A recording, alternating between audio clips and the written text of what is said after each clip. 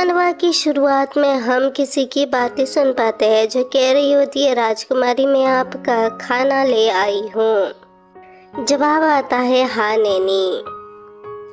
हम खाने की प्लेट को देख पाते हैं और सिनकट होकर एक छोटी बच्ची पर जाती है जो खुशी के साथ कहती है, अरे हाँ नैनी। नैनी उसके पास बैठ जाती है और कहती है, ओह मैं सचमुच आपकी सुंदरता बर्दाश्त नहीं कर सकती। जिस पर बच्ची गुस्से में कहती है, एक साथ खाना ज्यादा स्वादिष्ट है। फिर नैनी वहाँ से जाने लगती है और जाते ही कहती है, मैं पहले इसे साफ करूंगी और फिर जल्दी ही वापस आ जाऊंगी। बच्ची कहती है, हाँ जल्दी वापस आना नैनी, और बहुत ज्यादा खुश दिखाई दे रही होती है। वो मुंह बनाते हुए आगे बढ़ती है। आईने के सामने जाकर वो खुद को देखते हुए कहती है, एक राजकुमारी के लिए खराब कपड़े। मैं 1 साल की हूँ लेकिन मेरा छोटा शरीर 5 साल की बच्ची जैसा दिखता है। एक और दुखी जिंदगी। मेरा पुनर्जन्म हुआ है उस काल्पनिक रोमांस उपन्यास में जो मैंने पिछले जन्म में पढ़ा था। ड्यूक बार्डियन, जिन्हें सिर्फ अपने कुल को जानना सिखाया गया है और प्रेम के बारे में कभी नहीं सिखाया गया। कार्डिन फिल्म बार्डियन, एक अज्ञात कुल के महान संत के पास अद्भुत जादुई शक्ति और स्नेहमय हृदय है। रीना, उनकी मुलाकात मानो किस्मत से हुई। उन्होंने हालात को नज़रअंदाज कर दिया और आखिरकार उनकी शादी हो गई और उपन्यास खत्म हो गया। उन्होंने शादी कर ली और खुशी से साथ रहने लगे। यह एक अच्छा अंत है, लेकिन दुर्भाग्यवश अंतिम अंत की विषय वस्तु एक त्रासदी थी। रीना ने मुझे जन्म दिया, उसके बाद उसका शरीर ठीक नहीं हो सका और फिर उसकी मौत हो गई। कार्डिन को बहुत ज्यादा कष्ट सहना पड़ा। मैं पैदा हो चुकी थी लेकिन कार्डिन की दिल में मैं नहीं थी। एक सुंदर सी सुबह जहाँ छोटी बच्ची जाते हुए पत्थर को लात मारते हुए सोचती है, अगर यह इस लेवल पर है तो यह बात शोषण है।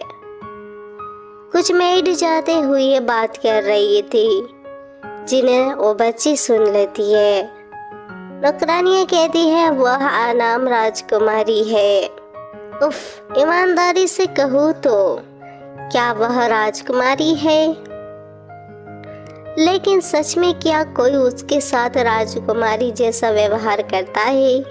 वह परजीवी है जो हमारे भोजन को कम कर देती है। वह लड़की, मुझे नहीं पता कि नैनी क्यों कहती रहती है कि वह सुंदर है और उसकी रक्षा करती है। उसे नैनी के अलावा कोई भी प्यार नहीं करता, इसलिए वह अपने जैसे किसी को नजरअंदाज नहीं करेगी। यह सुनते ही बच्ची दौड़कर वहाँ से जाने लगती है और रात का समय होता है जहाँ नैनी किताबें पढ़कर बताती है और वह उसकी इच्छा स्वीकार करता है, इसीलिए वह हर दिन खुश रहती है। राजकुमारी सोने का समय हो गया है। बच्ची भी हामी बढ़ती है। बच्ची नैनी से कहती है, क्या चांद मेरा इच्छा स्वीकार करेगा? नैनी हंसते हुए कहती है, बेशक, आपकी इच्छा क्या है? छोटी बच्ची कहती है, यह सिर्फ कुछ नहीं। वो कुछ नहीं पता थी। नैनी के गले लगते हुए सोचती है, नैनी मुझे गले लगाओ। नैनी भी कहती, हाँ राजकुमारी। वो बताती है, वैसे भी मेरी इच्छा पूरी नहीं हो सकती। उसकी पहली जिंदगी की एक झलक हमें दिखाई देती है। हम देख पाते हैं कि वो एक अनाथालय के सामने होती है। वो कहती है, फिर भी प्लीज चांद, प्लीज करती हूँ कि मैं एक अच्छी लड़की बनूंगी, इसलिए प्लीज मुझे एक परिवार चाहिए। वह बहुत ज्यादा रो रही होती है। सुनगाट होती है। सुबह का सीन दिखाया जाता है जहाँ मेड चिल्ला रही होती है, जल्दी करो, क्या हो गया? क्या होगा अगर आप उस चीज को तोड़ दे? मेड दौड़ रही होती है और कहती है, जल्दी करो, हर जगह साफ हो जाना चाहिए। बच्ची भी उन्हें दौड़ते हुए देख नोटिस कर पाती है। एक बूढ़ी मेड आती और चिल्लाकर कहती है कि तुम इसे जल्दी से साफ क्यों नहीं कर लेते, ड्यूक वापस आ रहा है। ये सुनकर बच्ची सोचती है ड्यूक कार्डिन हवेली में वापस आ रहा है, वह मुझे क्या देख रही है। मेड उसकी तरफ देखती है और कहती है सच मुझे तुम राजकुमारी नहीं हो, हम बहुत व्यस्त हैं, इसीलिए प्लीज अपने कमरे में वापस चली जाए। बच्ची इससे बहुत ज्यादा घबरा जाती है और सोचती है यह औरत, मैं जरूर राजकुमारी बनूंगी, लेकिन आपको मेरे साथ ऐसा व्यवहार करने की अनुमति नहीं है। बेशक अनाम राजकुमारी सिर्फ एक आवरण है, लेकिन मेरा भाग्य है वो। हम उसे एक जगह पर देख पाते हैं जहाँ वो झाड़ियों के पीछे छिप रही होती है। छिपते छिपते वो सोचती है हाँ, तुम्हें लगता है कि मैं आज्ञाकारी होकर वापस आऊंगी। मैंने अपने पिता का चेहरा एक बार भी नहीं देखा, हालांकि मैं 6 साल की हूँ। ऐसा कैसे हो सकता है? मुझे आज किसी भी तरह उस सुंदर चेहरे को देखना है। वहाँ पर हम एक सुंदर आदमी को देखते हैं जिसे देखकर कोई कहता है पुलिस अंदर आए महामहिम बार्डियन के प्रखर प्रकाश के लिए, जिसे देखकर बच्ची भी सोचती है यह गार्डियन है, मैं थोड़ा करीब से देखना चाहती हूँ। वो धीरे धीरे आगे बढ़ते ही सोचती है मैं अनजाने में बाहर चली गई। गार्डियन आता है और कहता है नौकरानी कहाँ है, यह चीज मेरे सामने क्यों आती है? वो अपने बेटे को देखकर यह बात कहता है। बच्ची भी डर के मारे उनकी तरफ देखती है और सोचती है इस बात, मैं इस जिंदगी में फिर से त्याग दिया गई हूँ। तभी एक आवाज आती है आप। बच्ची कहती है तुम साले। यह कहते ही अपना जूता अपने पापा के मुंह पे मार दे बैठती है और बहुत ज्यादा घबरा जाती है और कहती है ठीक है, और वहां से भागते हुए कहती है गार्डियन एक मूर्ख है। और वहां से दौड़ते दौड़ते एक जगह आती है और सोचती है मैंने क्या किया, क्या मुझे सजा मिलेगी? नौकरानियों को बहुत कष्ट होगा। तभी वो गाँप रही होती है और पीछे पलट के देखती है कि ड्यूक गार्डियन उसके पीछे पीछे आ रहे होते हैं। वो ड्यूक गार्डियन को देखकर सोचती है वह मुझे सजा देने के लिए मेरे पीछे आए हैं। तुम दोस्त यहाँ आने की कोशिश क्यों कर रहे हो? मैं बाया जूता तुम्हारे चेहरे पर फेंक दूंगी। तभी ड्यूक कहते हैं अपने पैरों को देखो। बच्चे को होश आता है और अपने पैरों को देखते हुए सोचती है क्या खून बह रहा है? वो बैठ जाती है और अपने पाँव को पकड़ते हुए कहती है बहुत दर्दनाक। ड्यूक भी उसे देखते हैं। वो अपना कपड़ा पकड़ती है और ऐसे जाने लगती है। ड्यूक कुछ न कहते हुए बस गुस्सा करते हैं। उसके बाद ड्यूक उसकी जूता उसे वापस कर देते हैं और वहां से जाने लगते हैं। बच्ची अपना जूता ले लेती है और मन ही मन कहती है गार्डियन ऐसा करने से आपका क्या मतलब है? वो बताती है अच्छा मेरे पास अभी भी एक मौका है। खैर ऐसा होगा ही, इसीलिए मैं उससे टकराने की कोशिश करूंगी। मेरा इंतजार करो गार्डियन। इस प्यारी सी चाल से आप पिघल जाएंगे जो मैं इतने लंबे समय से उठा रही हूँ। वो देख पाते हैं जो कि अभी अभी अंगड़ाई लेते हुए नींद से जागी हुई होती है। वो नींद से जाग कर कहती है अब से मैं हर दिन बिजी रहूंगी। कल मैं सारी रात अगली नौकरानी के बारे में सोचती रही। गार्डियन, जब तक मैं 6 साल की थी वह दुष्ट पिता कभी नहीं आया। फिर भी इसका कोई कारण तो होगा है ना? तो क्या हम कल जो हुआ उसे अनदेखा कर दे? बस एक सामान्य सुबह है ना? नैनी ने यह भी कहा कि वह दोपहर के भोजन के लिए वापस आएगी, इसलिए अब मेरा मौका है। वह कॉपी और पेन की तरफ देखती है और पास जाकर कहती है या मुझे कोई लेटर छोड़ना चाहिए। वो लिखने लगती है। लिखते लिखते वो एक अच्छा सा ड्राइंग बनाती है और कहती है हो गया। फिर वो उस ड्राइंग को रख कर जाने लगती और कहती है मैं जा रही हूँ नैनी। वो गुनगुनाते हुए जा रही होती और मन ही मन कहती है, तस्वीर देखकर वह जान जाएगी कि मैं बगीचे में गई हूँ। वो जाते हुए कुछ नौकरानियों के पास से गुजरती है और देखते देखते वो गार्डन में पहुँच जाती है, जो कि दिखने में बहुत ज़्यादा सुंदर दिख रहा होता है। वहाँ पहुँचकर छोटी लड़की कहती है, मेरे पैर बहुत छोटे हैं, इसीलिए दौड़ने में बहुत समय लगता है। मैं यहाँ पर गार्डन के लिए एक गुलदस्ता बनाने आई हूँ। इसे चुनना उतना आसान नहीं है जितना मैंने सोचा था। तभी एक आवाज़ सुनाई देता है, अरे बाप रे, क्या वह राजकुमारी नहीं है? आप यहाँ क्यों आए? वो यहाँ पर घबरा जाती है।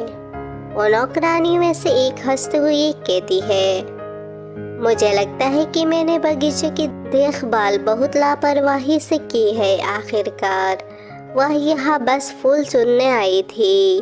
उसकी बातें सुनकर छोटी बच्ची सोचती है, लेकिन खैर, मैं एक राजकुमारी हूँ और वे मुझे इस तरह से नीचा दिखाने की हिम्मत कैसे कर सकते हैं। इसके बाद वो नौकरानियाँ पानी की बाल्टी उछालती है और हमारी प्यारी छोटी राजकुमारी के ऊपर गिरा देती है और एतराते हुए कहती है, ओह मुझे माफ़ करना, मेरे हाथ बहुत फिसलन भरे हैं, तुम गीले चूहे जैसे दिखते हो, है ना? यह बात सुनकर राजकुमारी उसकी बाल पकड़ लेती है, तो नौकरानी डर के मारे कहती है कि आप क्या कर रही है राजकुमारी? वो यहाँ पर उसे जोर से पटकती है, जिससे वो नौकरानी चिल्लाकर कहती है, क्या तुम मुझे जान से नहीं मार दोगे? ऐसा कहते हुए वो कहती है, तुम मेरा हाथ महसूस करोगे। ये कहते हुए हाथ उठाती है। तभी वहाँ पर कार्डिन आ जाता है और कहता है, देवियों आप क्या कर रही है? यहाँ पर दोस्तों एक चीज़ मैं कंफर्म कर देती हूँ कि बुखार की वजह से मुझे खांसी हुआ था और इस वजह से मेरा गला खराब है, तो एडजस्ट करना। छोटी बच्ची मन ही मन कहती है, यह कार्डिन है। कार्डिन को देखकर नौकरानी सिर झुकाते हुए कहती है, ड्यूक से मिलकर बहुत बहुत खुशी हुई। वहाँ जमीन पर बैठी छोटी बच्ची कार्डिन को देखते हुए सोचती है, मुझे अपने इस बदसूरत चेहरे के साथ उससे क्यों मिलना है। कार्डिन यहाँ पर थोड़ा सा गुस्सा होता है और कहता है, तुम्हारी हिम्मत कैसे हुई? बताओ, एक्सप्लेन करो। नौकरानी कांपने लगती है तो कार्डिन कहते हैं, यदि आपके पास कहने के कुछ नहीं है तो मौत को स्वीकार कर लीजिए। यह सुनकर छोटी बच्ची मन ही मन कहती है, वह बहुत गुस्से में लग रहा है। यह सही है, यह बगीचा रीना के साथ यादों से भरा है, लेकिन मैंने इसे इस तरह से गड़बड़ कर दिया। नौकरानी घबराते हुए राजकुमारी कहती है और कहती है, उसने अचानक मेरे बाल खींचे, यह सही है। जैसे छोटे बच्चे घबरा जाती है, नौकरानी बताने लगती है, अचानक वह दौड़कर अंदर आई और मेरे बाल पकड़ लिए। हम बस बगीचे में घूम रहे थे। जिस पर छोटी बच्ची चिल्लाकर अपने पापा से कहती है, ये झूठा आरोप लगाया जा रहा है। कुछ देर वहाँ पर सन्नाटा छाया रहता है। इसके बाद छोटी बच्ची कहती है, वे मुझ पर गलत आरोप लगा रहे हैं क्योंकि मैंने पहले कोई परेशानी पैदा नहीं की। जिस पर डी कुछ नहीं कहते और थोड़ी देर बाद कहते हैं, तो आप यहाँ पर क्या कर रहे हैं? जिस पर ड्यूक की बात पर छोटी बच्ची कहती है, मैं तो बस यहाँ फूल चुन रही थी, लेकिन अन्य नौकरानियों ने मुझ पर पानी गिरा दिया। नौकरानी यहाँ पर बताती है कि वो हमारी राजकुमारी, तुम्हें सच कहना होगा। जिस पर छोटी बच्ची कहती है, तुमने पहले मुझ पर पानी गिराया। नौकरानी गुस्से में कहती है, तुम सचमुच झूठे, और छोटी बच्ची की हाथ पकड़ लेती है। तभी कोई नौकरानी के हाथ झटक देता है। नौकरानी कांपते हुए कहती है, मेरा हाथ टूट गया।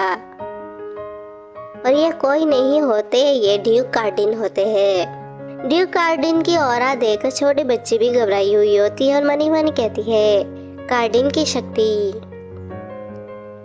वो बहुत ज्यादा घबराई हुई होती है।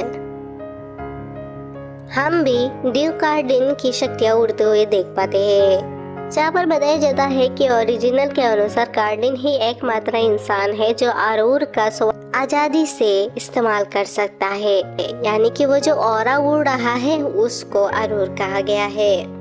चेस अरूर इतना शक्तिशाली है कि ना तो जादुई शक्ति और ना ही तलवार की तुलना इसके साथ की जा सकती है, क्योंकि बस जादू तलवारबाज कार्डिन इसे मिलाकर इस्तेमाल कर सकते हैं।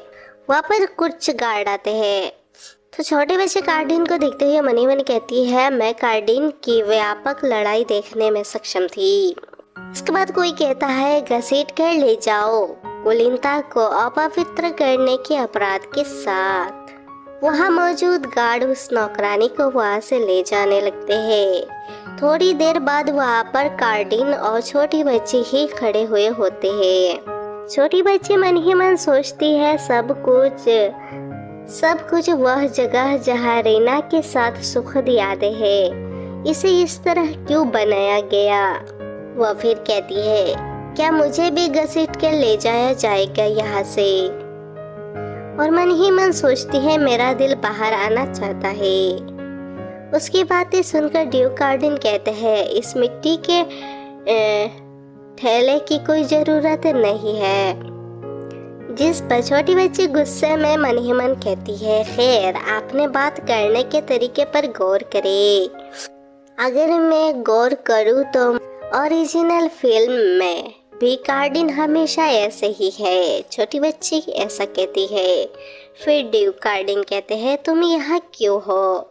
जिस पर छोटी बच्ची उन्हें कहती है, यह एक राज है। और मन ही मन सोचती है, यह रीना के लिए ऐसा ही है जिससे वह प्यार करता है, लेकिन मेरे लिए यह उससे ज्यादा है। फिर ड्यूक कार्डिन वहाँ से जाने लगते हैं तो छोटी बच्ची सोचती है, और इसका यह पूछने का कोई इरादा नहीं है कि मैं ठीक हूँ या नहीं। हम देख पाते हैं कि ड्यूक वहाँ पर घुटने के बल बैठ जाते हैं और छोटी बच्ची को फूल देते हैं, जिससे छोटी बच्ची घबरा कर कहती है, मेरे लिए। फिर उसके जवाब में ड्यूक कहते हैं कि सही है, अगर आप यहाँ सिर्फ यह चीज लेने आए हैं, अब तुम्हें अंदर जाकर नहाना चाहिए। जिस पर छोटी बच्ची सोचती है, हाँ अब तुम मेरे बारे में चिंतित हो। वो कहती है, क्या आपको यह फूल पसंद है। ड्यूक उसकी तरफ पलट कर देखते हैं और कहते हैं, बिल्कुल मुझे पसंद आया, अब अंदर जाओ और नहा लो। सिनकट होती है और हम देखते हैं कि नैनी छोटी बच्ची को साफ कर रही होती है और छोटी बच्ची मन ही मन सोचती है, वह मेरे थॉट से थोड़ा अलग महसूस होता है। फिर वो बताती है, इस पूरे समय में बस यही सोचती रही कि कार्डिन मुझसे नफरत करता है और मुझे छोड़ गया है। पता चला कि युद्ध छोड़ने से पहले मुझे कुछ भी क्लियरली याद नहीं है। मेरे पिछले जिंदगी की यादें वापस आ गई। यह कार्डिन के चले जाने के बाद की बात है।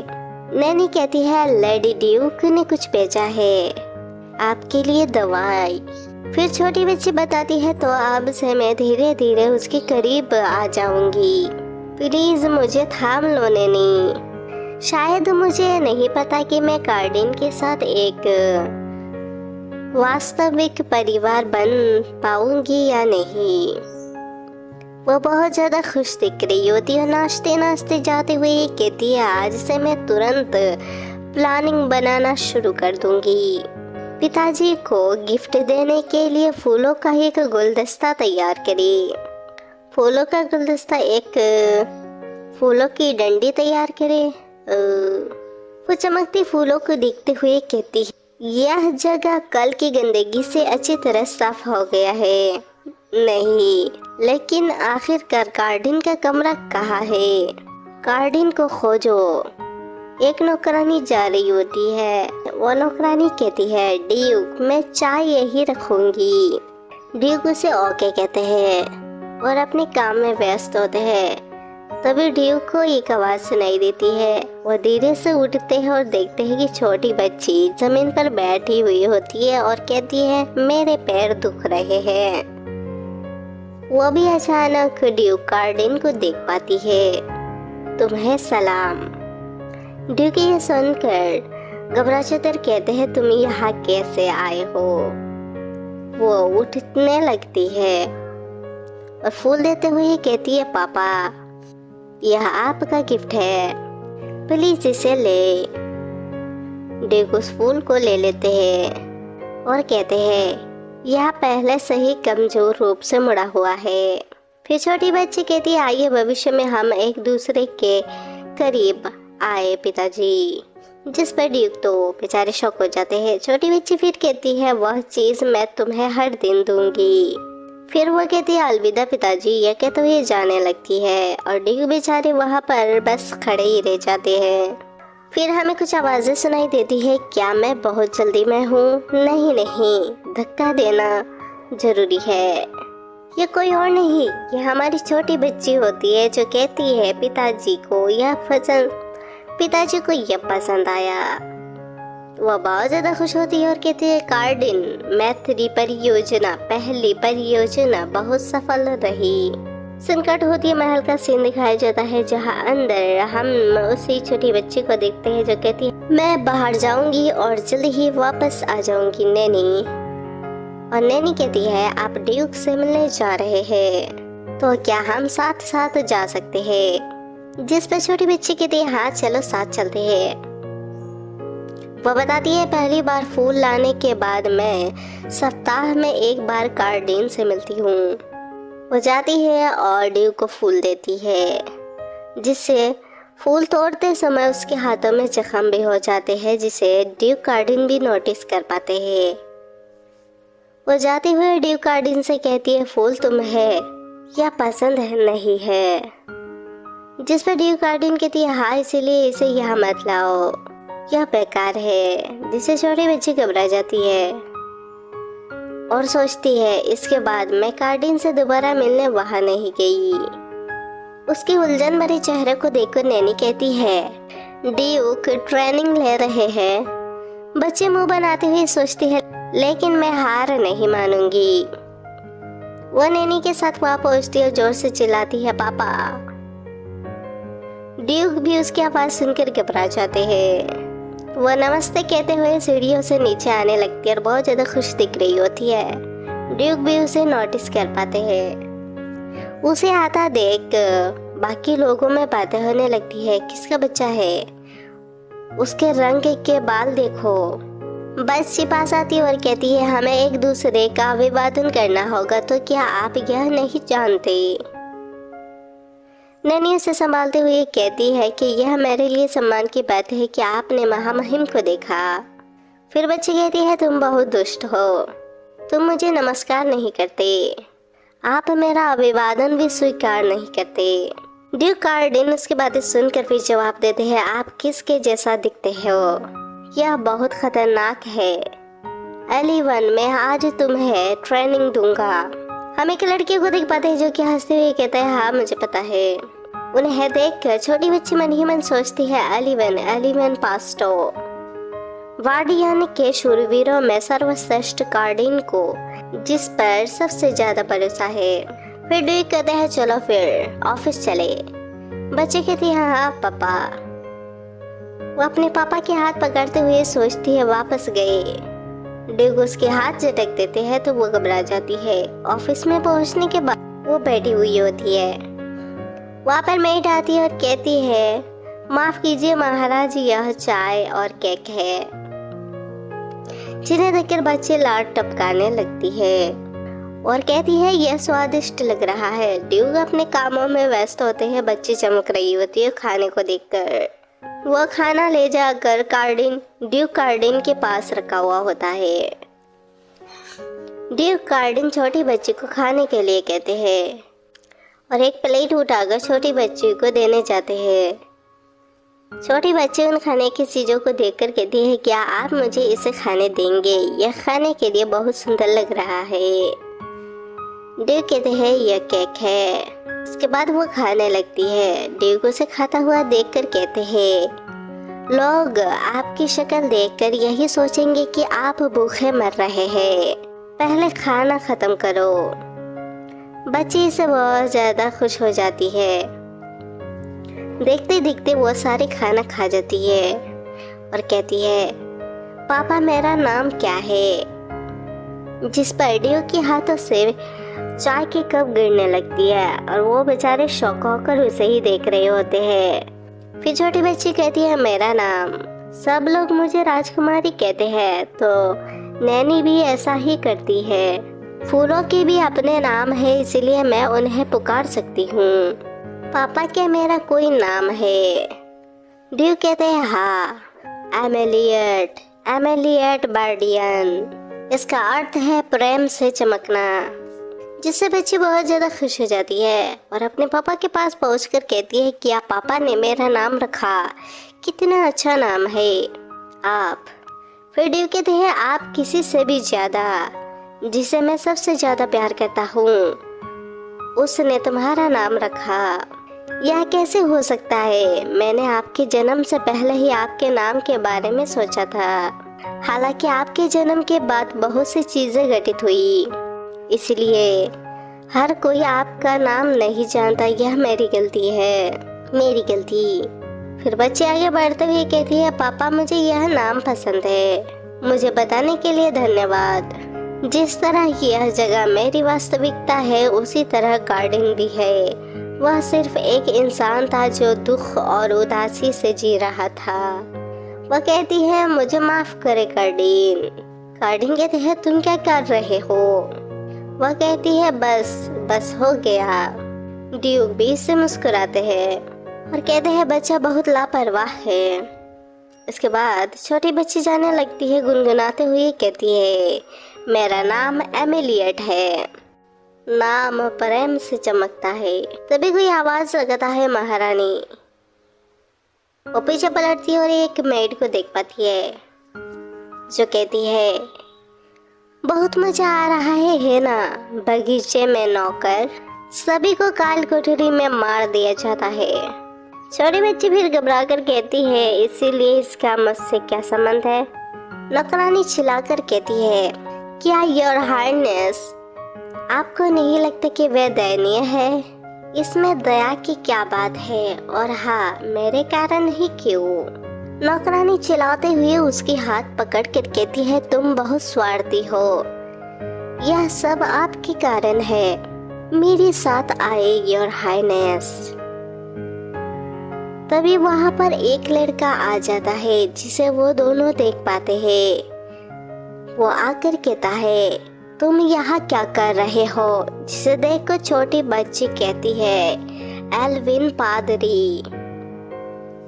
जिसे देखकर मैडी कहती है, कुछ भी नहीं, मैं योर हाइनेस की फ्रॉक ठीक कर रही हूँ।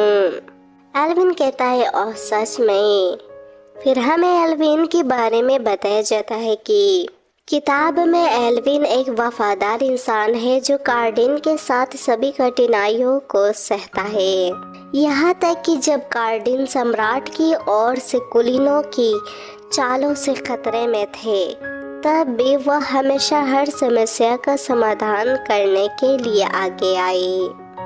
उनकी बुद्धिमत्ता और शानदार तलवार कौशल ने कार्डिन को एक सतर्क इंसान बना दिया। उन पर भरोसा करे। उन रईसों ने उन्हें कार्डिन के कुत्ते के रूप में अपमानित किया। एल्विन कहते हैं, हम फिर से मिले योर हाइनेस। बच्चे खुश होते हुए एल्विन को हेलो करती है और मन ही मन कहती है, लेकिन मेरे लिए वह एक भरोसेमंद इंसान है। फिर एल्विन कहते हैं, तो आप मेरा नाम याद रखे हैं? छोटी बच्ची कहती है, बिल्कुल, मैं अभी आपसे और पापा से पहले ही ना मिली थी। एल्विन फिर हंसते हुए कहते हैं, क्या ऐसा है? जब मैं यहाँ नहीं था तब तुम आगे बढ़ गए हो। फिर बच्ची कहती है, क्या तुमने मुझे पहले देखा है? एल्विन बुदबुदाते हुए कहते हैं, हाँ, युद्ध के लिए रवाना होने से पहले मैंने ड्यूक को एक रिपोर्ट भेजी थी। मैं तो बस यह देखना चाहता था कि राजकुमारी स्वस्थ है या नहीं, इसीलिए मैं आपसे मिलने आया हूँ। छोटी बच्ची सोचती है, कार्डिन के बॉडीगार्ड सचमुच मुझे ढूंढने आए हैं। फिर वो कहते हैं, क्या आप कार्यालय जा रहे हैं? क्या मैं तुम्हें वहाँ ले चलूं? बच्ची कहती है हाँ, तो चलो फिर। वो बहुत ज़्यादा खुश दिख रही होती है, उसके हाथों में गुलाब की गुलदस्ता होती है और वो कहती है मैं आपके लिए एक गिफ्ट लाई हूँ पापा। हम ड्यू कार्डिन को देखते हैं जो कि घबरा कर कहते हैं मैंने तुमसे कहा था कि मुझे फूलों की ज़रूरत नहीं है। बच्ची कहती है क्यों नहीं, वह इतने सुंदर है, मैंने फूलों का गुलदस्ता बनाना भी सीखा। फिर वो कहती है क्या आप बिजी हैं? देव कहते हैं आप इसके बारे में क्यूरियस क्यों है? फिर वो कहती है क्यूरियस होने में क्या बुराई है? देव कहते हैं मैं नहीं हूँ। फिर बच्ची वहाँ से जाने लगती और कहती है यह बहुत अच्छा है, तो फिर आपको मेरे साथ आकर खाना खाना चाहिए। इसके बाद हम ड्यू कार्डिन और छोटी बच्ची को एक साथ देख पाते हैं, जहाँ पर छोटी बच्ची खाने को देखकर लार टपका रही होती है। वो मन ही मन सोचती है नहीं, मुझे ऐसा खाना नहीं खाना चाहिए। चलो देखते हैं वो शायद कहीं है। वो वहाँ पर उसी मेड को देखती है जो उसे हाथ पकड़ के ले जाने लगती है, तो उसे देखकर वो सोचती है बिंगो माफ करे कार्डिन, मुझे लगता है आज पापा के साथ खाना खाने का दिन नहीं है। और फिर कहती हैं क्या यह वही बहन है जो मुझे कल कोठरी में घसीटना चाहती थी? जो सुनकर मेड सारे शौक हो जाते हैं, यहाँ तक कि वह चाचा भी जो मुझे बस खराब केक ही देता है, और वह चाची जो मुझे सर्दियों में कमरा गर्म करने के लिए कभी लकड़ी नहीं देती। यह मेरा पहला मौका है जब मैंने इस तरह का भोजन देखा। उसकी बातें सुनकर ड्यूक कार्डी को बहुत ज़्यादा गुस्सा आ रहा होता है। उनके गुस्से की औरा को छोटी बच्ची महसूस कर पाती है और ड्यूक कहते हैं आपका क्या मतलब है, आप मुझे समझाओ। बच्ची गुनगुनाने लगती है और कहती है वह चाचा जिसने मुझसे कहा था कि मैं बेकार हूँ। यहाँ पर ड्यूक को ये सारी बातें सुनकर बहुत ज्यादा गुस्सा आ रहा होता है। वो कहते हैं मेरे सवालों का जवाब दो। पिछले 2 सालों के दौरान जब मैं घर से दूर था, आपने हवेली का प्रबंधन कैसे किया? वो आदमी घबरा कर कहता है ऐसा कैसे हो सकता है सर? ड्यूक गुस्से में करकराते हुए कहते हैं एमिलियट क्या हवेली के नौकर ने कुछ जश्न मनाया पिछले सर्दियों में आपके जन्मदिन के लिए? जिस पर बच्ची ना में जवाब देती है। ड्यूक गुस्से में कहते हैं ड्रेसिंग रूम के बारे में क्या वे आपके लिए नए कपड़े बनाते हैं? बच्ची कहती है नहीं। ड्यूक अपने हाथों में जादू की औरा पकड़ लेते हैं और कहते हैं अब और सुनने की कोई ज़रूरत नहीं है। नौकर बहुत ज़्यादा चिल्लाने लगते हैं प्लीज़ इंतज़ार करें महाराज, बहुत शोर है। तभी वहाँ पर एल्विन आ जाते हैं और कहते हैं योर ग्रेस। ड्यूक कार्डिन कहते हैं तुम ठीक समय पर आए हो एल्विन, इस बच्चे की आया को यहाँ बुलाओ। जब नैनी के बारे में कहा गया तो बच्ची पैनिक करने लगी और कहने लगी नहीं, नैनी मेरा परिवार है, नैनी ने कुछ भी गलत नहीं किया, वह एकमात्र ऐसी इंसान है जो हमेशा मुझसे प्यार करती है। ड्यूक फिर बच्चे की बातें सुनकर कहते हैं मैं अभी कर रहा हूँ, मैं उससे कुछ बातें पूछना चाहता हूँ। फिर वहाँ पर नैनी आती है और कहती है योर हाइनेस। नैनी घबराई हुई होती है और बच्ची भी नैनी को देखकर रो रही होती है और वो दौड़ते हुए जाकर नैनी को पकड़ लेती है। तो नैनी कहती है, फिर नैनी से ड्यूक पूछते हैं अब से मुझे बस सच बताओ। नैनी कहती है हाँ योर हाइनेस। फिर ड्यूक सवाल पूछने लगती है जब मैं हवेली में नहीं था आप और एमिलियट का जिंदगी कैसा रहा? नैनी ड्यूक को एक साथ घटित हुई सारी बातें बताने में असमर्थ थी। युद्ध के लिए रवाना होने से पहले कार्डिन ने एल्विन को मेरे जिंदगी के बारे में रिपोर्ट करने के लिए कई बार वापस भेजा। तब तक नैनी और मैं अच्छी तरह से रह रहे थे, बेशक दी गई शक्ति का आनंद लेते हुए, लेकिन फिर कार्डिन उत्तर की ओर चले गए। हवेली को पीछे छोड़ दिया तो नौकरों ने मान लिया कि मुझे छोड़ दिया गया है। उन्होंने मेरे सारे पैसे ले लिए और नैनी के संपर्क भी ब्लॉक कर दिए। उन लोगों ने हमारा जिंदगी दुखी बना दिया, नैनी कहती है, और मैं ड्यूक से संपर्क नहीं कर सकती थी। इसीलिए जो सुनकर ड्यूक को बहुत ज़्यादा गुस्सा आता है और वो गुस्से में कहते हैं उसे वापस उसके कमरे में ले जाओ। वो जाते हुए कहती है, मैं अब और खाना नहीं चाहती। महामहिम को स्वस्थ रहने और शीघ्र विकास के लिए खूब खाना चाहिए। मैं बर्तन साफ करने चली जाऊंगी। छोटी बच्ची खिड़की से बाहर देख रही होती है। तभी नैनी आकर बताती है, योर हाइनेस, क्या आप बगीचे में टहलना चाहते हैं? छोटी बच्ची कहती है, हाँ नैनी। तभी वह नैनी के साथ बगीचे में जाती है, जहाँ वह खूबसूरत फूलों को देखती है और फिर आसमान में चमकता हुआ चांद भी देख पाती है। वो फूलों के बीच में ड्यूक कार्डिन को देख पाती है। वो देरी से आगे बढ़ती है। ड्यूक कार्डिन भी समझ जाते हैं कि एलमेट वहाँ पर आ चुकी है और कहते हैं, मैं जब भी तुम्हें देखता था तो डर जाता था। डर लगता है कि अगर मैं बहुत करीब हो जाऊँ तो तुम भी अपनी माँ की तरह गायब हो जाओगे मुझसे मिलने के कारण। फिर वह पलटते हैं और कहते हैं, अगर मैं आपके करीब आऊँगा तो आपके लिए दुर्भाग्य आएगा। जिस पे छोटी बच्ची जवाब देती है, ऐसी कोई बात नहीं है, तो क्या पापा अब मुझसे मिलने नहीं आएंगे? जिस पर ड्यूक थोड़े से शौक हो जाते हैं तो बच्ची कहती है, हर दिन मुझे पापा से बात करने का मौका मिलता है, गिफ्ट दे, इसीलिए मैं बहुत खुश हूँ। फिर वो अपनी छोटी सी हाथ आगे बढ़ाती है और ड्यूक को पकड़ते हुए कहती है, क्या पापा ऐसा नहीं सोचते? ऐसा कहते हुए वो मुंह बना लेती है और कहती है, मुझे पापा के आसपास रहना बहुत पसंद है, इसलिए मैं हमेशा मुस्कुराती रहती हूँ। मैं चाहती हूँ कि पापा मेरे आसपास रहते हुए ज़्यादा मुस्कुराए।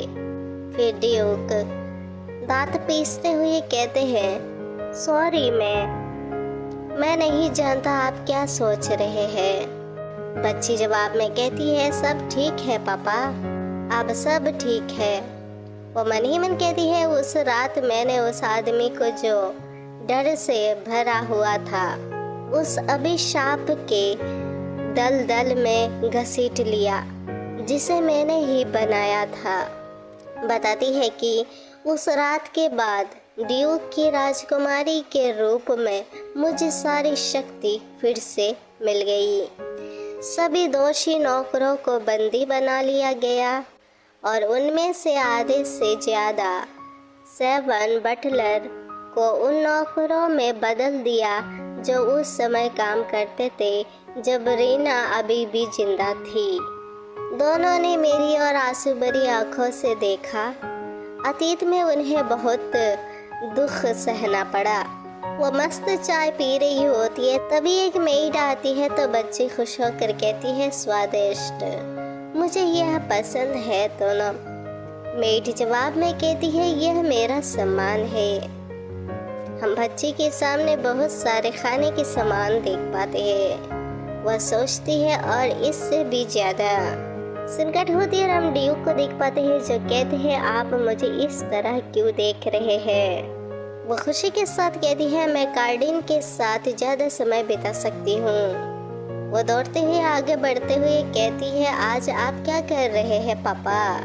ड्यूक जवाब में कहते हैं, अगर मैं बता भी दो तो भी तुम नहीं समझोगे, जिससे बच्ची को गुस्सा आ जाता है।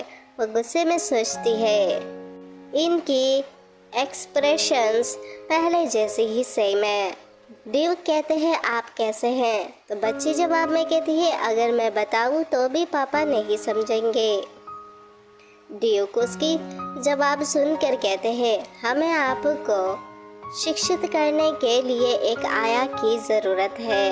यह सही है, शिष्टाचार जैसी चीज़ें। बेशक यह कोई तत्कालिक मामला नहीं है। बच्ची चिल्लाकर कहती है, मैं सीखना चाहती हूँ, मैं अभी सीखना चाहती हूँ, मैं कड़ी मेहनत करूँगी। तभी वहाँ पर एक ओल्ड मैन आते हैं और कहते हैं, आपसे मिलकर खुशी हुई महामहिम। मैं डेस्क का हूँ, महामहिम को पढ़ाने का प्रभारी हूँ। यानी कि ये महोदय, इनका नाम है डेस्का, ये आपसे हमारी एलमेट को पढ़ाएंगे। यानी कि एलमेट की टीचर है ये। उन्हें देखकर एलमेट कहती है, आइए पढ़ाई शुरू करें। एस्टा हंसते हुए कहते हैं, हाँ, क्या अब हम अपना पाठ शुरू करें, यानी कि लेसन। योर हाइनेस, मैंने सुना है कि आपको इतिहास में बहुत ज़्यादा दिलचस्पी है। क्या आप जानते हैं कि टेंड्रक्लियस साम्राज्य का निर्माण कब हुआ था? जिस पर एलमेट खुश होकर कहती है, 800 साल पहले। टीचर भी कहते हैं, हाँ ये सही है। चश्मा ठीक करते हुए टीचर कहते हैं, तो आज मैं आपको साम्राज्य के संरक्षक ईश्वर के बारे में एक कहानी सुनाऊंगा। फिर वो कहानी सुनाते हुए कहते हैं, संरक्षक परमेश्वर की कहानी के बारे में बताने के लिए हमें पहले सम्राट की कहानी का उल्लेख जरूर करना चाहिए। महामहिम टेंड्रक्लियस अपहरण, उस देश को फिर से बनाने के लिए जो कभी खत्म हो गया था। छोटे छोटे गांवों से शक्ति इकट्ठा करके महामहिम की मुलाकात मास्टर फ्रेड से हुई, जो भविष्य के संरक्षक भगवान बनेंगे। फ्रेड ने अपनी जादुई प्रतिभा से महामहिम को देश की स्थापना में मदद की, लेकिन इस प्रक्रिया में उन्होंने अछूत पवित्र औषध को छू लिया था, इसलिए महामहिम को श्राप मिला था। महामहिम ने बहुत ही दुखी जीवन जिया है, लेकिन वे हमेशा हमारी रक्षा करते हैं। यद्यपि वह कभी बुरा नहीं होगा, लेकिन यह ईश्वर का अभिशाप है, आशीर्वाद नहीं। एलमेट मन ही मन सोचती है, फ्रेड के धन्य होने और साम्राज्य की सदैव रक्षा करने की कहानी एक किंवदंती बन गई है। लेकिन अगर यह किंवदंती सच है तो फ्रेड नाम का वो इंसान सैकड़ों सालों से अकेले रहते हुए वह जरूर ही उदास और अकेला होगा। टीचर हंसते हुए कहते हैं, हालांकि हो सकता है कि सर फ्रेड हमेशा आपकी सुरक्षा के लिए मौजूद हो। वो बाहर की तरफ देखती है तो टीचर कहते हैं, योर हाइनेस, क्या आप कभी रॉयल लाइब्रेरी गए हैं? बच्ची चौंकते हुए कहती है, रॉयल लाइब्रेरी? टीचर बताते हैं कि वहाँ बहुत सारी रोचक और बहुमूल्य पुस्तकें हैं। अगर आपके पास समय हो तो आपको जरूर आना चाहिए। प्रवेश टिकट वाले कुलीन और विद्वान इसका इस्तेमाल कर सकते हैं। विभिन्न देशों की दुर्लभ पुस्तकें खोजें। लेकिन अगर आप बाहर निकलने का रास्ता भूल गए तो आपको हमेशा के लिए वही रहना पड़ सकता है। हम ड्यू को देख पाते हैं जो चौंकते हुए कहते हैं, रॉयल लाइब्रेरी? क्या पाठ दिलचस्प था? बच्चे खाना खाते हुए कहती है, यह बहुत बढ़िया था। ड्यूक फिर कुछ सोचते हुए कहते हैं, वैसे मुझे भी थोड़ा सा माहौल देखना है। एलमेट भी खुशी के साथ कहती है, मैं भी जाना चाहती हूँ पापा। ड्यू कहते हैं, मुझे तुम्हें अपने साथ क्यों ले जाना चाहिए? तो बच्ची जवाब में कहती है, प्लीज पापा, मैं वादा करती हूँ कि मैं एक अच्छी लड़की बनूंगी। जिस पर ड्यूक मुस्कुराते हैं और कहते हैं, ठीक है, हम इस बारे में देखेंगे। एलमेट खुश होते हुए कहती है, वाह पापा सबसे अच्छे हैं। तभी नैनी आती है और कहती है, क्या आप इतनी खुश हैं माय लेडी?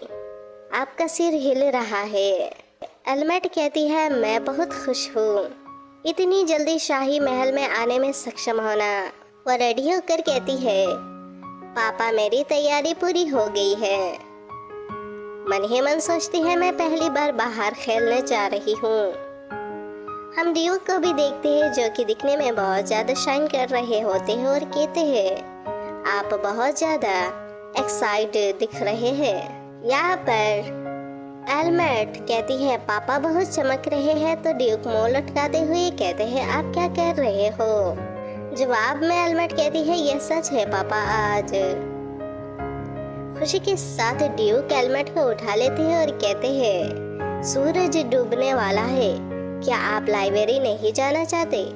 हम पूरे महल को देख पाते हैं और बग्गी जाते हुए भी हम देख पाते हैं। बग्गी में बैठी एल्मेट बहुत ज्यादा खुश दिख रही होती है। वह कहती है बहुत खूबसूरत, यह सब मेरे लिए बिल्कुल नया है। देखते ही देखते वो एक जगह पर पहुंच जाते हैं जहां बहुत सारे लोग नारा लगा रहे होते हैं।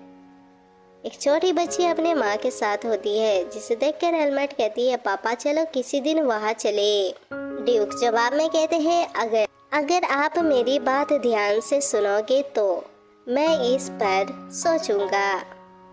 जिस पर एल्मेट खुश हो जाती है और एक आवाज आती है हम लाइब्रेरी में पहुंच गए हैं। हम लाइब्रेरी देख पाते हैं जो कि बहुत ज्यादा बड़ा होता है, जहां सामने खड़ी हमारी एल्मेट कहती है ठीक है, क्या यह शाही महल की लाइब्रेरी है? यह बहुत बड़ी है।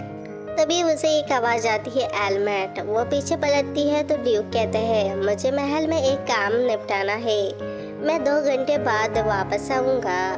इस बीच कोई परेशानी ना पैदा करे और अपनी नैनी की बात सुने। वो भी अपने पापा की बातों में हाँ भरते हुए कहती है हाँ बिल्कुल, मैं अच्छा व्यवहार करूँ, सुरक्षित यात्रा करे पापा। इसके बाद नैनी और एल्मेट महल के अंदर जाने लगते हैं। जाते जाते एल्मेट कहती है वाह, यहाँ तो और भी शानदार है, सभी किताबें यहाँ है ना नैनी? दादाजी डेस्क का मजाक नहीं कर रहे थे, यानी कि वो अपने टीचर डेस्क के बारे में बात कर रही थी। फिर वो नैनी से कहती है नैनी चलो इस तरफ चले। नैनी उस तरफ देखती है और बच्ची मन ही मन सोचने लगती है बच्चों के पालन पोषण के बारे में किताबें। नैनी मैं वहाँ किताबें पढ़ने जाऊंगी, तुम यही रहोगी क्या? नैनी कहती है लेकिन उसकी बातों को काटते हुए एल्मेट कहती है मैं बस वही हूँ, मैं जा रही हूँ। नैनी एल्मेट को जाते हुए कहती है जल्दी वापस आए। वह कहती है ठीक है, बाद में आपसे मिलेंगे।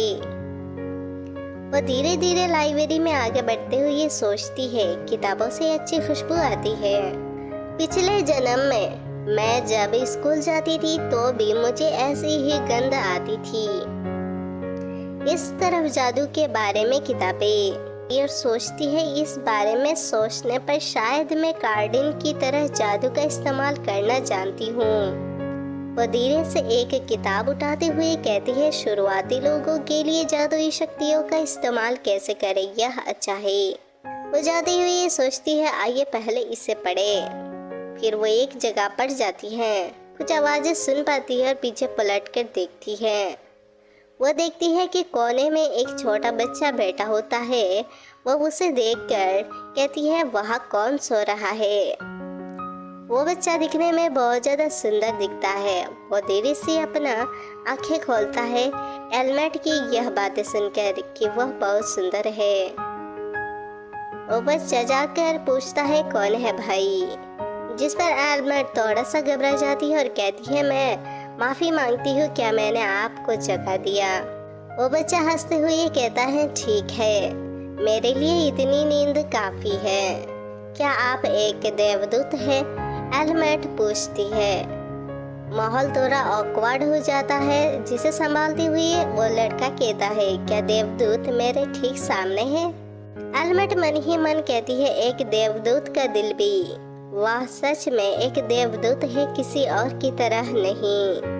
लड़का फिर कहता है इसे बीते एक अरसा हो गया है जब से मैंने यहाँ एक बच्चा देखा है।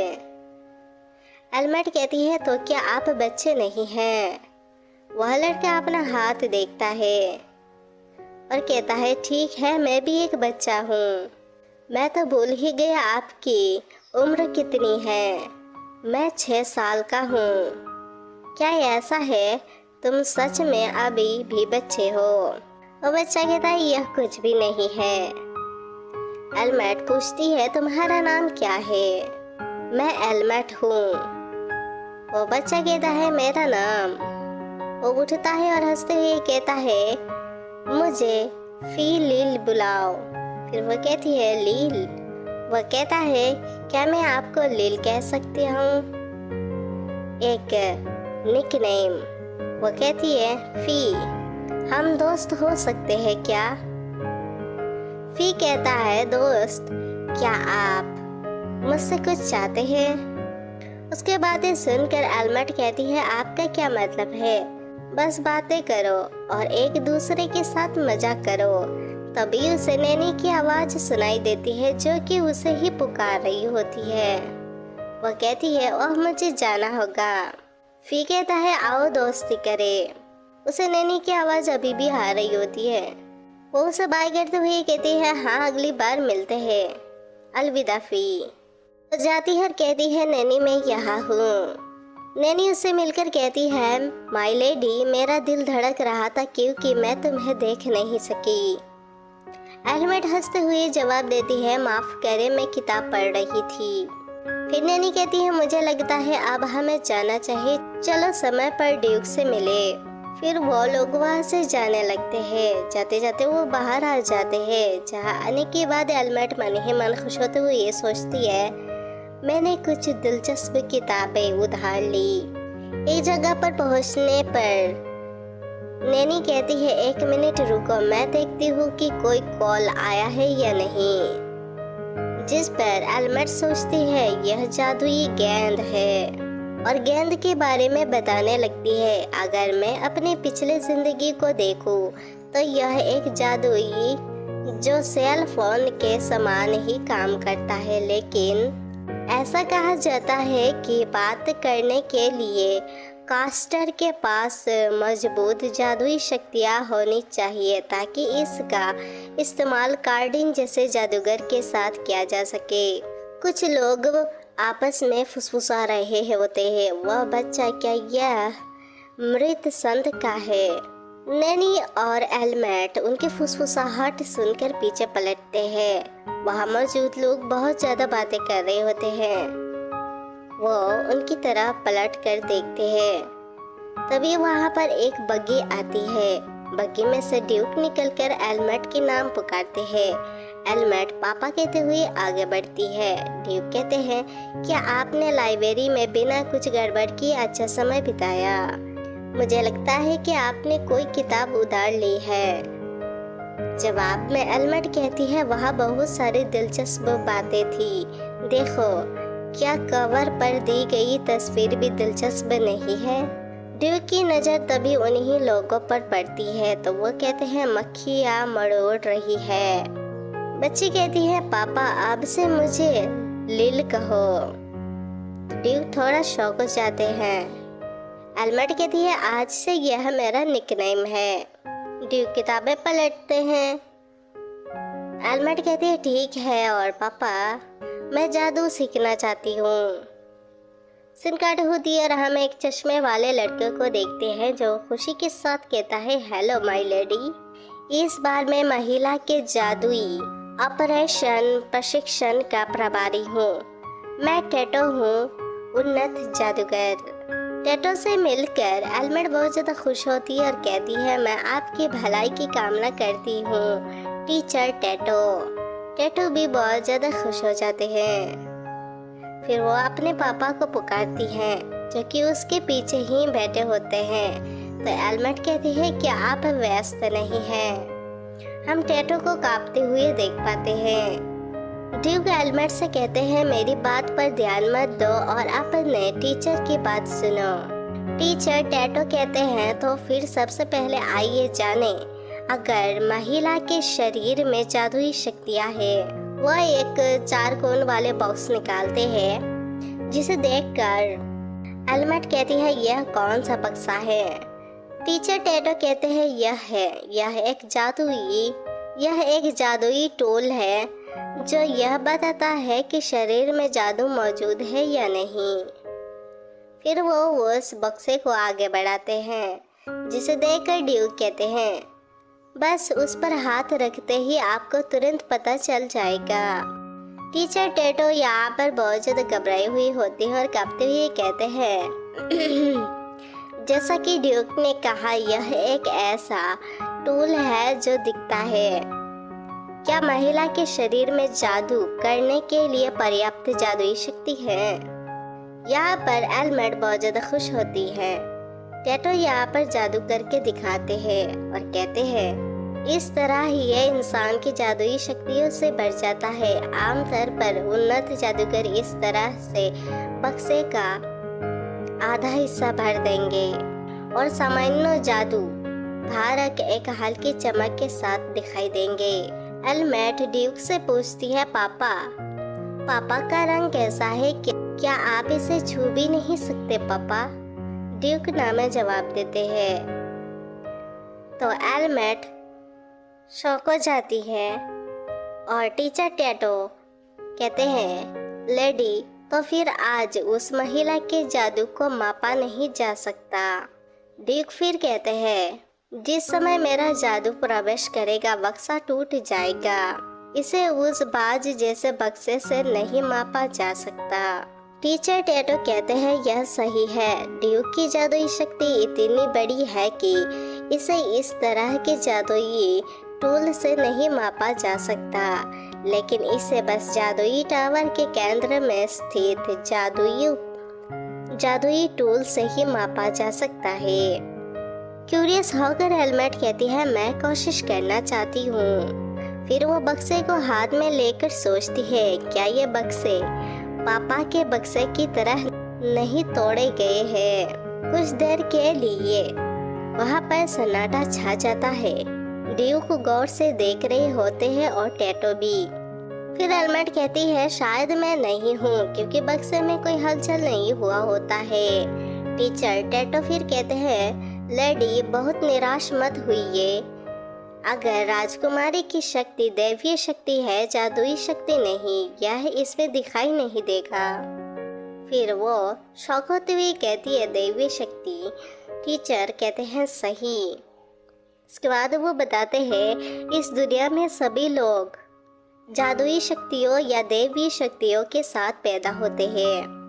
बहुत ज्यादा जादुई शक्ति वाला इंसान जादूगर बन जाता है और इसके विपरीत बहुत ज्यादा दैवीय शक्ति वाला इंसान पुजारी बन जाता है। जादूगरों और पुजारियों की शक्तियाँ लगभग समान है, फिर भी कोई भेदभाव नहीं है। जादुई और दैवीय शक्तियाँ स्वाभाविक रूप से असंगत है।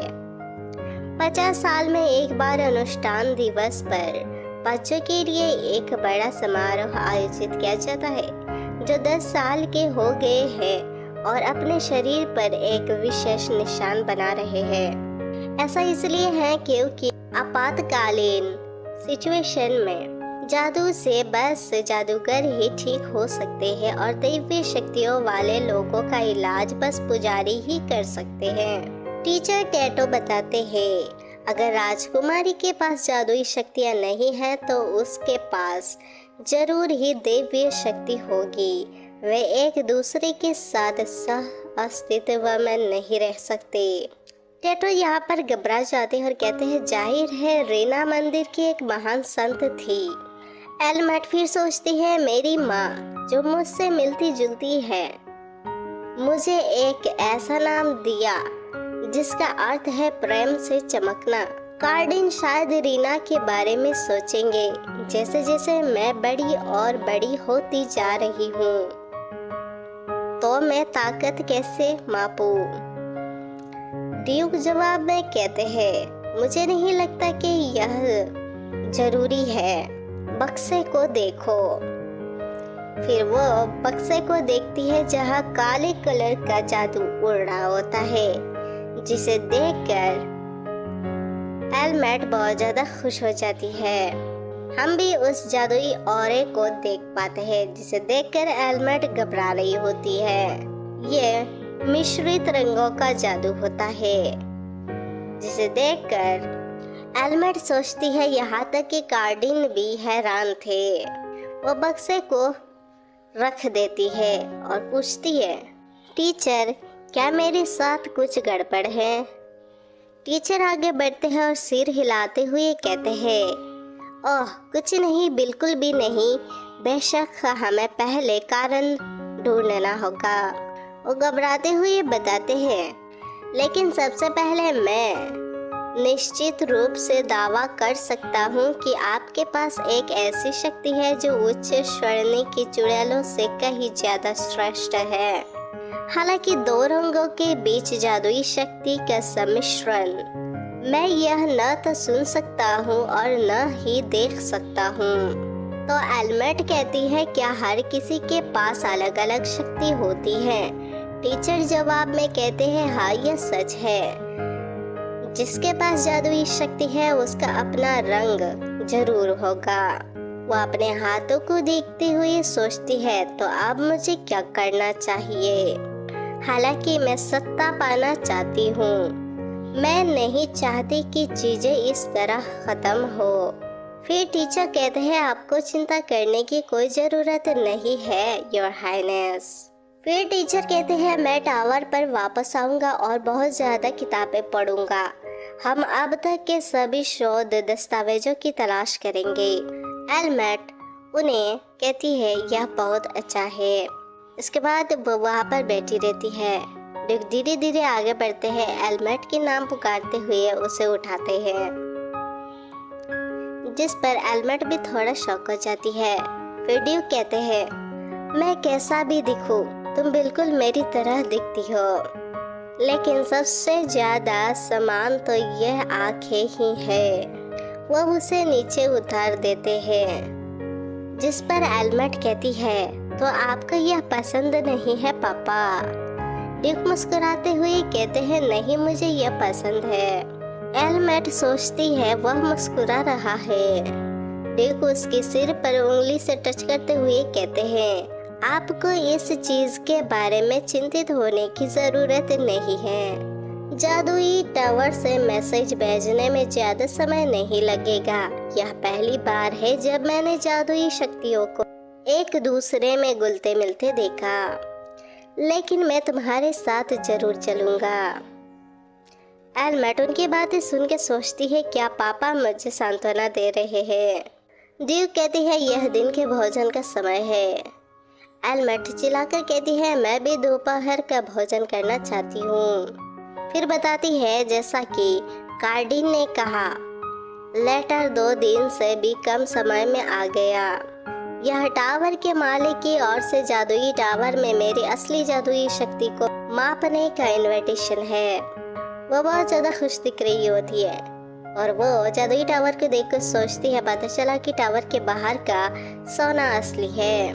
पहले सम्राट हसीक और टावर के मालिक का मौत। जिन टावरों को बनाने में सबसे ज्यादा मेहनत लगे हुए थे, रॉयल पैलेस और मैजिक टावर, उन्होंने एक नए युग की शुरुआत के लिए मूल ब्लू प्लेस को नष्ट कर दिया। शाही महल का रंग हसीक की इच्छा के अनुसार चमकीला था। वो टावर का निर्माण फ्रेड के इच्छित रंग बिना किसी रोशनी के अंधेरे के आधार पर किया गया था। वो कहती है, वाह यह तो पूरी तरह काला है।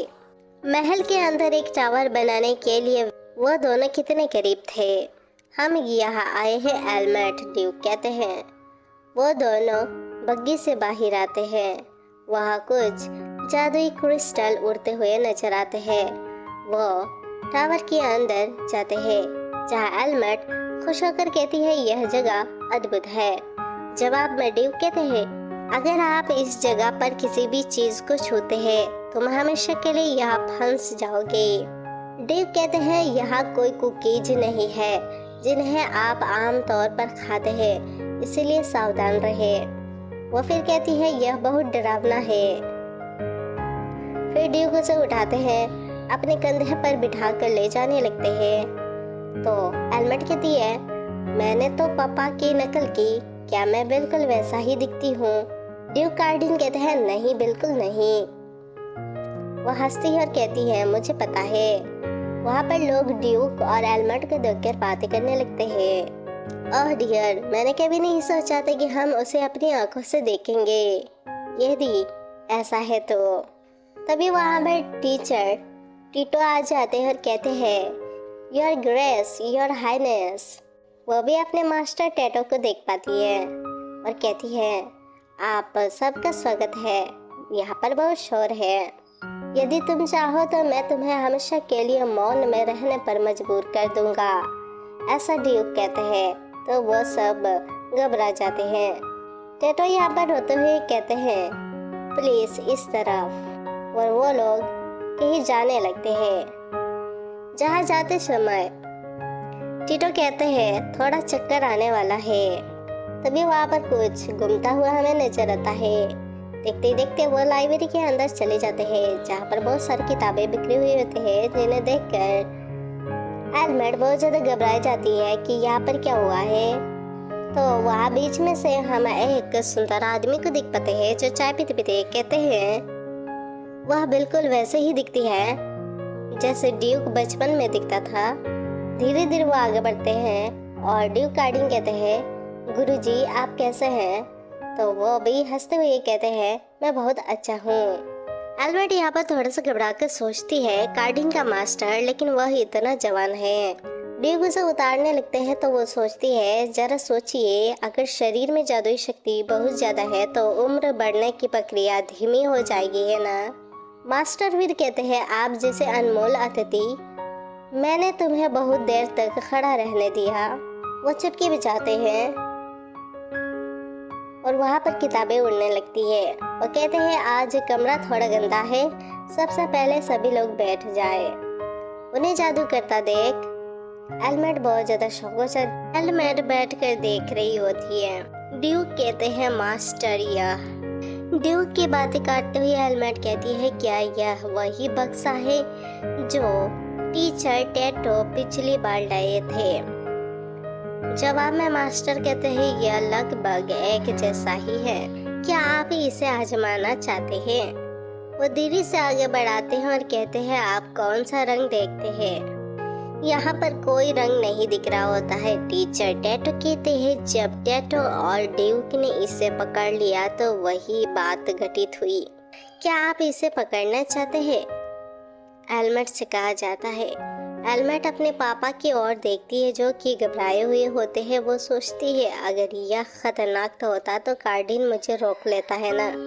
वो धीरे से उस बॉल को अपने हाथ में लेती है जो कि काले रंग में बदल जाता है। वहाँ मौजूद सारे लोग उसे ही देख रहे होते हैं। ड्यूक तो बेचारे बहुत ज्यादा घबरा गए होते हैं। टीचर कहते हैं यह विश्वास करना मुश्किल है लेकिन योर हाइनेस, ऐसा लगता है कि आपके पास दो अलग अलग शक्तियाँ हैं। वो भी बेचारी घबरा जाती है। फिर ड्यूक उसके हाथों से वो बॉल लेते हुए कहते हैं यह जादुई मापन का टूल नहीं है। इस तरह के मापक टूल का इस्तेमाल बस चर्च में ही किया जाता है। यह तभी प्रतिक्रिया करता है जब शक्ति और जादू दोनों का मास्टर इसे छूता है। फिर मास्टर आगे बढ़ते हैं और कहते हैं अगर ऐसा है यह चीज प्रतिक्रिया करती है, इसका मतलब यह है कि आप ही वह इंसान है जिसके पास शक्ति है। मैं प्राचीन किताबों की तलाश में था, इसलिए मैं अपने साथ मापने का टूल ले आया। अपनी आंखों से देखने के बावजूद यह असंभव सा है। एलमेट मन ही मन सोचती है क्या इसका मतलब यह है कि मेरे पास शक्ति और जादू दोनों ही है। मास्टर कहते हैं क्या होगा अगर दोनों को एक साथ मिला दिया जाए? वह हंसते हुए कहते हैं मैं भी नहीं जानता क्योंकि यह पहली बार है जब मैंने किसी इंसान को दोनों शक्ति के साथ देखा है। एलमेट मास्टर की बातें सुनकर घबरा कर सोचती है क्या आप इस विषय पर इतने आत्मविश्वास से बात करना बंद कर सकते हैं? बकवास। मास्टर फिर मुस्कुराते हुए कहते हैं लेकिन अगर यह बात उजागर हो गई तो बहुत अराजकता पैदा हो जाएगी। सबसे पहले प्रतिक्रिया की उम्मीद रखने वाला पहला स्थान होना चाहिए। उनकी बातें सुनकर ड्यूक भी घबरा जाते हैं। फिर बताया जाता है कि इस दुनिया में ऐसा कोई नहीं है जिसके पास दोनों शक्तियां हो। यह एक नियम की तरह है। मान लीजिए कि दो शक्तियां होने का तथ्य उजागर हो गया। न केवल महल बल्कि विभिन्न देश भी उसे प्रभावित करने का प्रयास करेंगे। इस समय हम में से बस 4 लोग ही सच्चाई जानते हैं।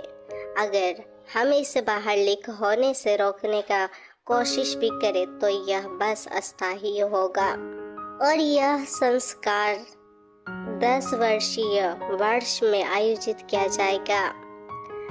महामहिम उत्कीर्ण महोत्सव का प्रतिनिधित्व करेंगे। उस दिन सभी 10 साल के बच्चों को चाहे उनकी सिचुएशन कुछ भी हो उत्कीर्ण करना होगा। सामान्यतः वर्ष में सर्वोच्च स्थान प्राप्त करने वाला बच्चा प्रतिनिधि बनेगा।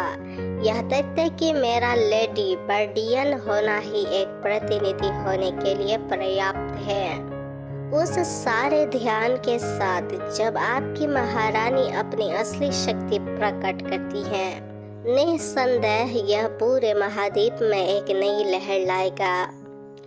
टीटो, क्या आप मुझे कोई परिकल्पना बता सकते हैं जो आपके विचार में हो? टीटो घबराकर कहते हैं, हाँ मास्टर। महारानी, क्या आप मापने वाले टूल को दोबारा पकड़ सकते हैं? वो पकड़ती है। फिर ड्यूक चौंकते हुए कहते हैं, उसे यह काम दोबारा क्यों करना पड़ा?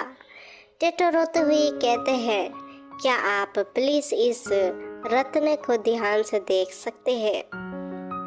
यहाँ पर हम पर्पल और ब्लैक कलर की जादू देख पाते हैं, जिसे देखकर एल्मेट पूछती है, ऐसा लग रहा है जैसे काला रंग बैगनी रंग को घेर रहा है।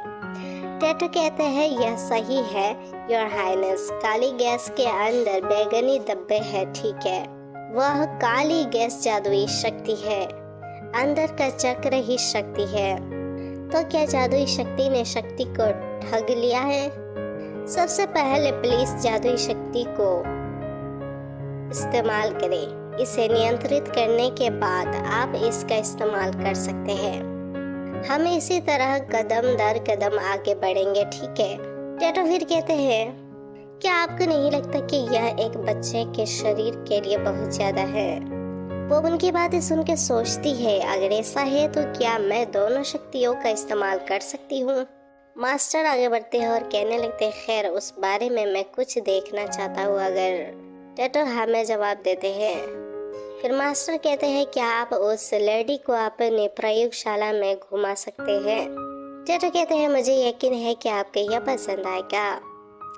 वो उनकी बातें सुन के सोचती है, बड़े लोग बातें कर रहे हैं इसलिए वे भागना चाहते हैं।